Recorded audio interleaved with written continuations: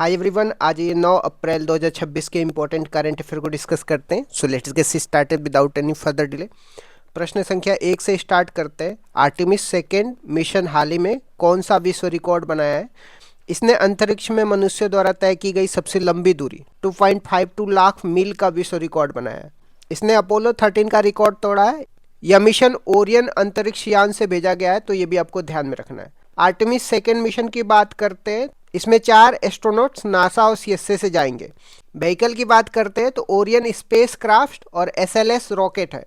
Trajectory की बात करते हैं तो लूनर फ्लाईवे 10 डे का मिशन है, तो ये भी आपको ध्यान में रखना है। ये पहला क्रू फ्लाइट है आफ्टर द अपोलो 17। आ जाते हैं नेक्स्ट क्वेश्चन पे। अरब लीग का नया महासचिव किसे नियुक्त किया गया है?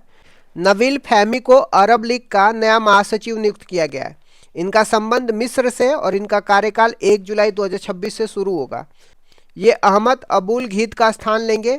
अरब लीग की बात करते हैं तो इसकी स्थापना 1945 में हुई थी। इसका मुख्यालय काहिरा में है, तो ये भी आपको ध्यान में रखना है। नेक्स्ट क्वेश्चन में आते हैं, त्रिसेवा सेमिनार रण संवाद कहाँ पे प्रारंभ होगा? तो बेंगलुरु स्थित वायुसेना प्रशिक्षण कमान में होगा। इसकी थीम की बात करते हैं तो मल्टीलेटरल ऑपरेशन है, जिसमें जल थल वायुसेना के साथ साइबर और अंतरिक्ष सुरक्षा पर भी ध्यान दिया जाएगा। नेक्स्ट क्वेश्चन में आते हैं, सीएजी की हालिया रिपोर्ट के अनुसार जम्मू कश्मीर में कितनी झीलें विलुप्त हो गई हैं? तो 1967 के बाद 315 झीलें गायब हो चुकी हैं। 1967 में यहाँ पे 697 झीलें थी, जिनमें से 315 गायब हो गई हैं। 203 झीलें सिकुड़ गई हैं।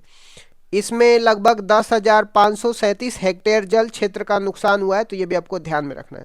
नेक्स्ट क्वेश्चन में आते हैं, भारत का पहला स्वदेशी प्रोटोटाइप फास्ट ब्रीडर रिएक्टर कहाँ पे शुरू हुआ है? तो तमिलनाडु के कलपक्कम में शुरू हुआ है। इसमें क्रिटिकली यानी अस्थायी श्रृंखला अभियान शुरू हुई है। यह 500 मेगावाट क्षमता का रिएक्टर है और इसमें सोडियम को कूलेंट के रूप में प्रयोग किया जाएगा। नेक्स्ट क्वेश्चन में आते हैं, आरबीआई के वित्त वर्ष 2027 के लिए भारत की जीडीपी ग्रोथ का रेट का क्या अनुमान लगाया गया है? तो 6.9% ग्रोथ रेट अनुमान लगाया गया है।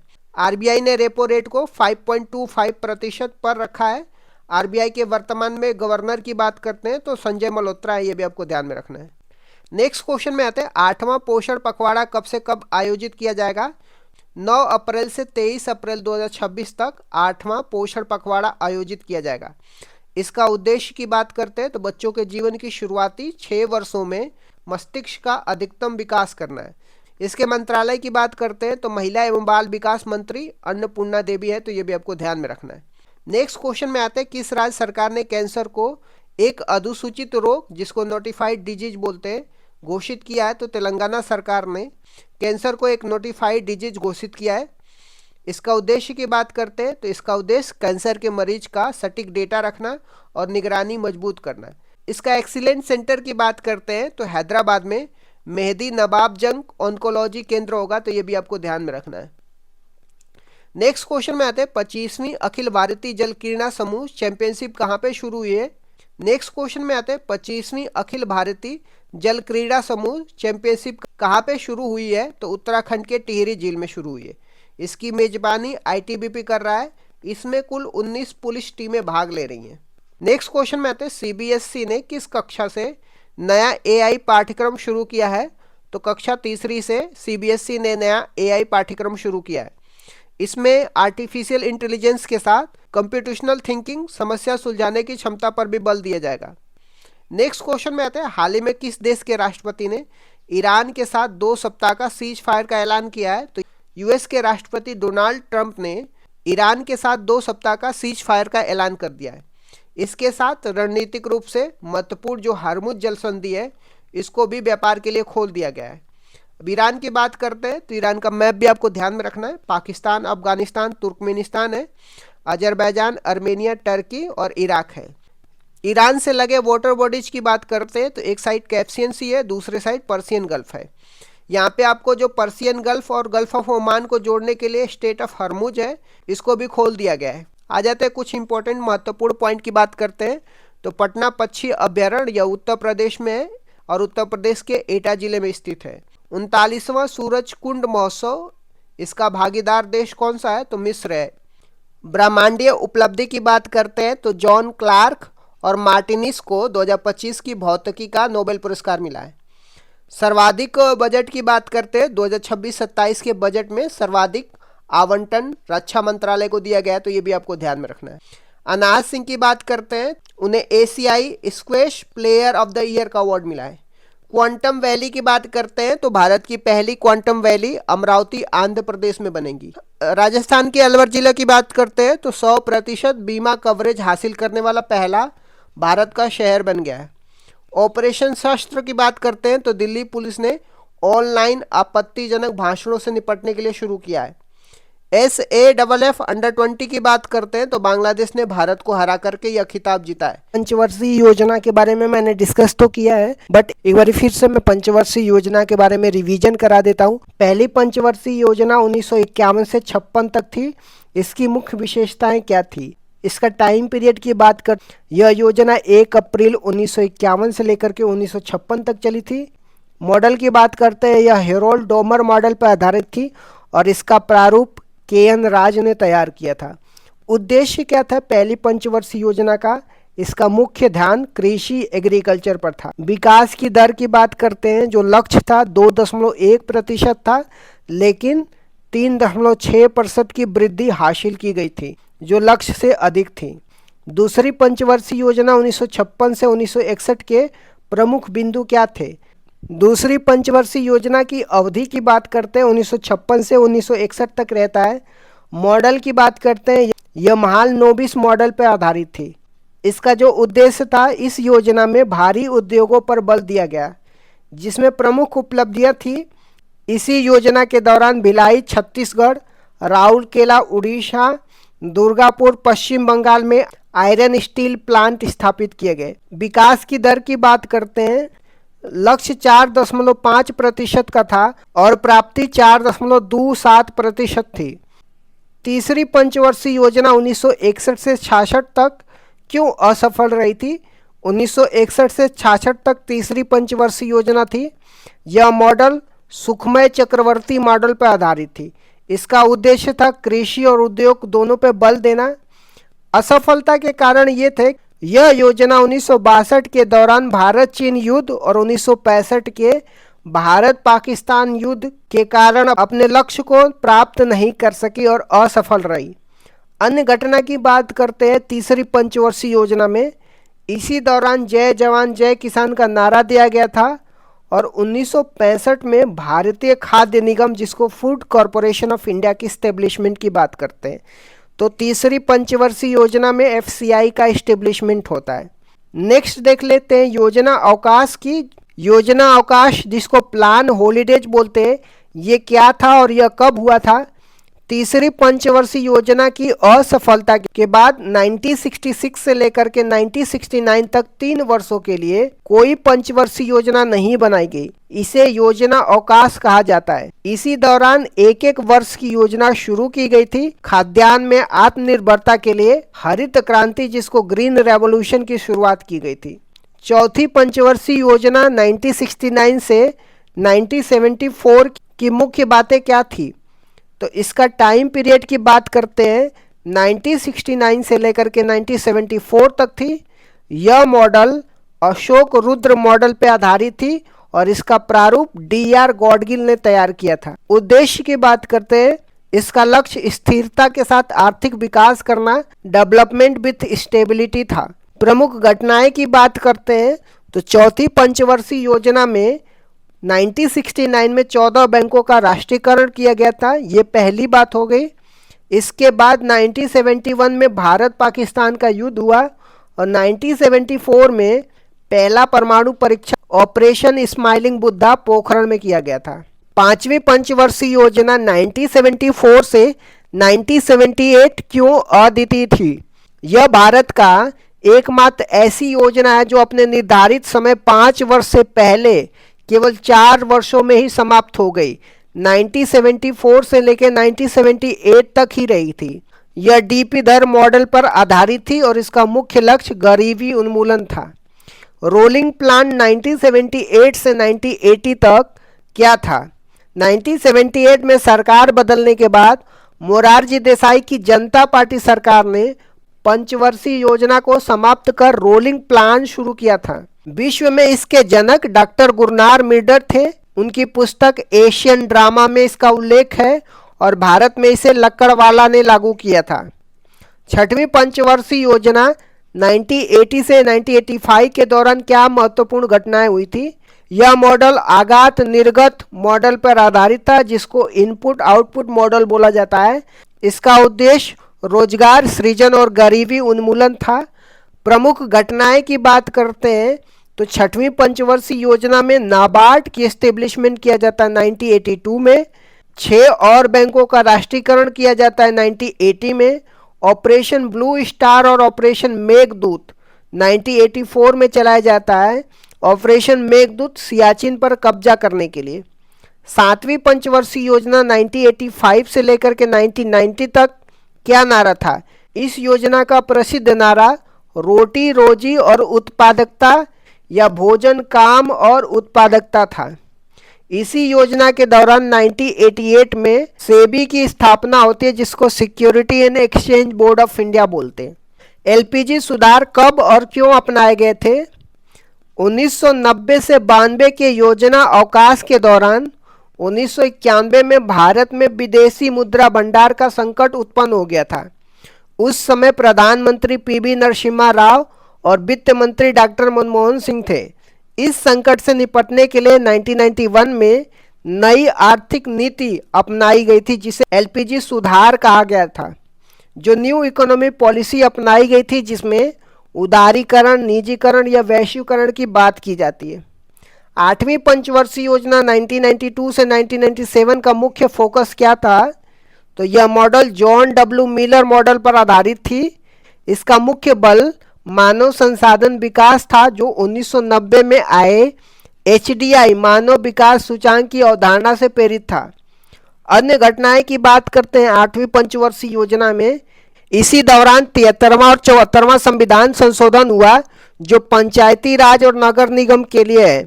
इसी समय 1 जनवरी 1995 को डब्ल्यूटीओ की स्थापना होती है, जिसको वर्ल्ड ट्रेड ऑर्गेनाइजेशन बोलते हैं। 9वीं और 10वीं पंचवर्षीय योजना का मुख्य बातें क्या थी? 9वीं पंचवर्षीय योजना 1997 से 2002 तक होता है।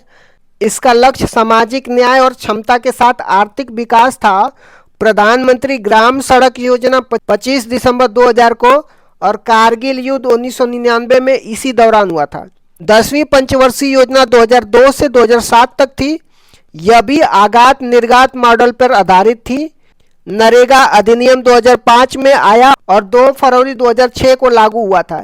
11वीं पंचवर्षीय योजना 2007 से लेकर 2012 की विकास दर की क्या विशेषता थी?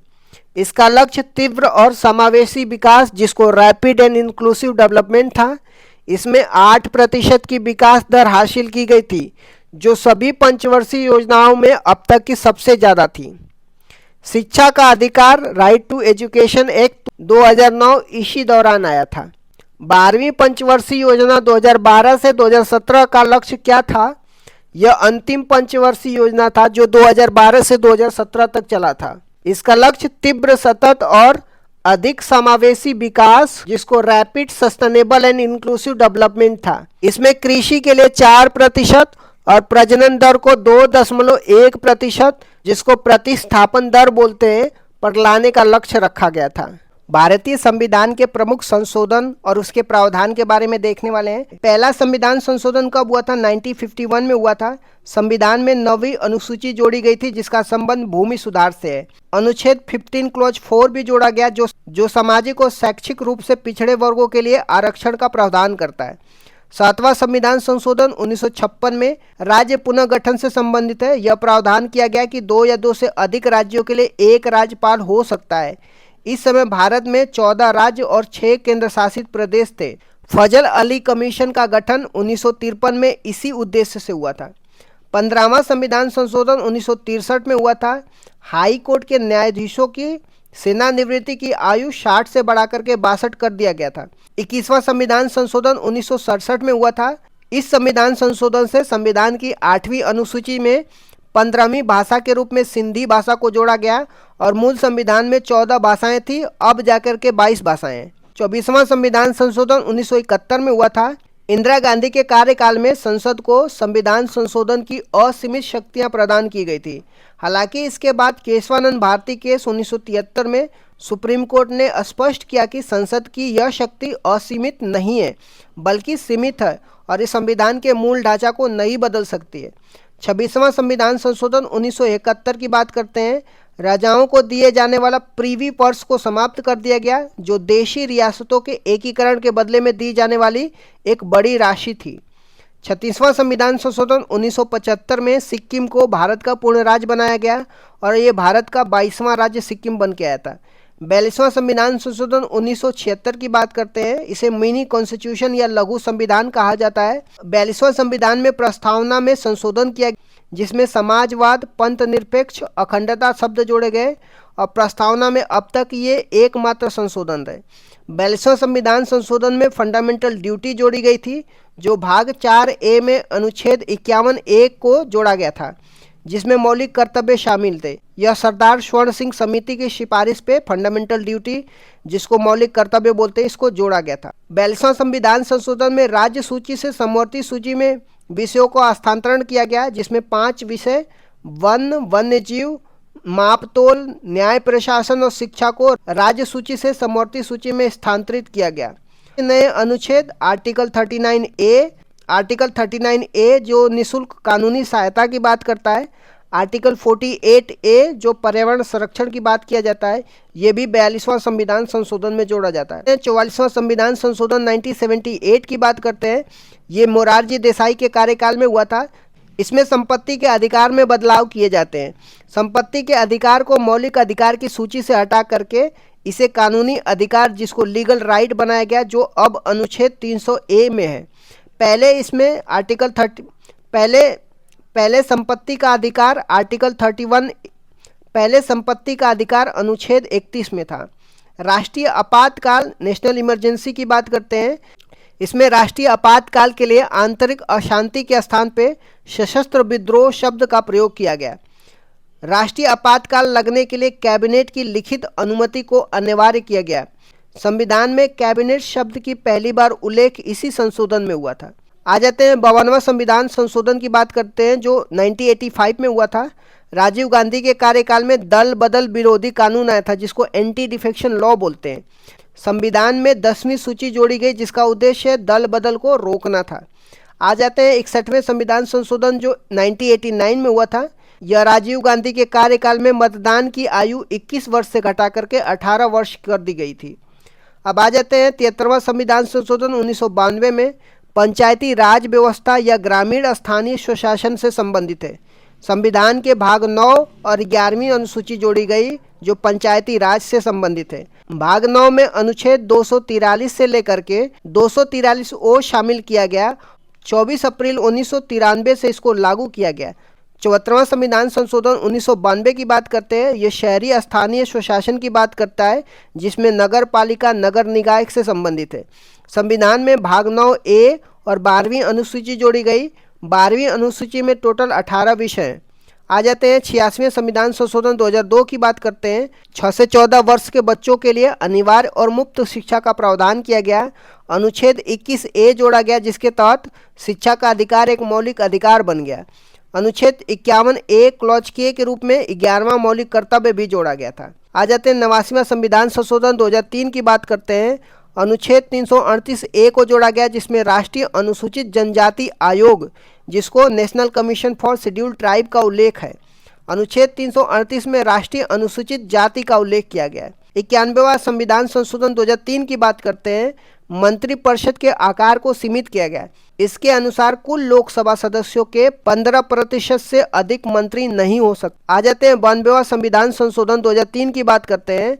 8वीं अनुसूची में 4 भाषाएं जोड़ी जाती है, जो बोडो, डोंगरी, संथाली और मैथिली होती है। 97वां संविधान संशोधन 2011 में सहकारी समिति से संबंधित है। संविधान के भाग 9B अनुच्छेद 43B और अनुच्छेद 19 क्लॉज 1 क्लॉज C में सहकारी समिति शब्द जोड़ा गया। 99वां संविधान संशोधन 2014 की बात करते हैं। यह एक ऐसा संविधान संशोधन था जिसमें सुप्रीम कोर्ट ने असंवैधानिक करार दिया था। यह राष्ट्रीय न्यायिक नियुक्ति जिसको नेशनल जुडिशरी अपॉइंटमेंट कमीशन के निर्माण की बात करता है, जिसका उद्देश्य कॉलेजियम पद्धति को बदलना था। आ जाते हैं 100वां संविधान संशोधन 2015 की बात करते हैं। भारत और बांग्लादेश के बीच में 3 बीघा कॉरिडोर जमीन के आदान प्रदान से संबंधित है। 101वां संविधान संशोधन 2016 की बात करते हैं, जिसमें जीएसटी जिसको गुड्स एंड सर्विस टैक्स बोलते हैं इससे संबंधित है।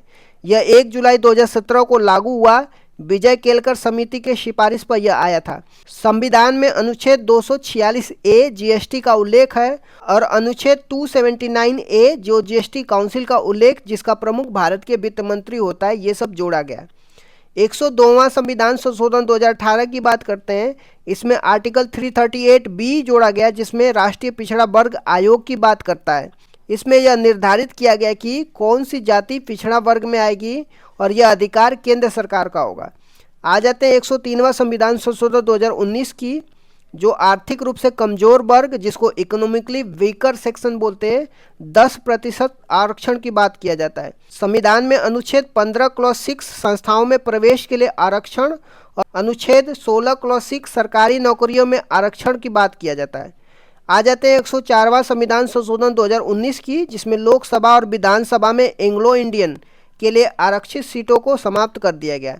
अनुसूचित जाति अनुसूचित जनजाति के लिए आरक्षण को 10 साल के लिए क्या कर दिया गया, बढ़ा दिया गया। आ जाते हैं 105वां संविधान संशोधन 2021 की। यह 102वें संविधान संशोधन में संशोधन करता है।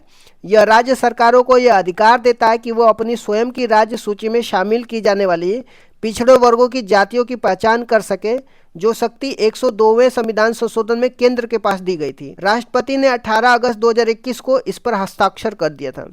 आ जाते हैं 106वां संविधान संशोधन 2023 की। इसे नारी शक्ति वंदनम अधिनियम के नाम से भी जाना जाता है। यह 128वां विधेयक था। इसका उद्देश्य लोकसभा और विधानसभा में महिलाओं को 33% आरक्षण प्रदान करना है। इसे अर्जुन मेघवाल ने पेश किया था और राष्ट्रपति ने इसे 28 सितंबर 2023 को सहमति दे दी थी। यह अगला परिसीमन 2026 के बाद लागू होने वाले चुनाव में लागू होगा। आ जाते हैं 129वां संविधान संशोधन विधेयक की। ये संविधान संशोधन विधेयक है जो प्रस्तावित किया गया है।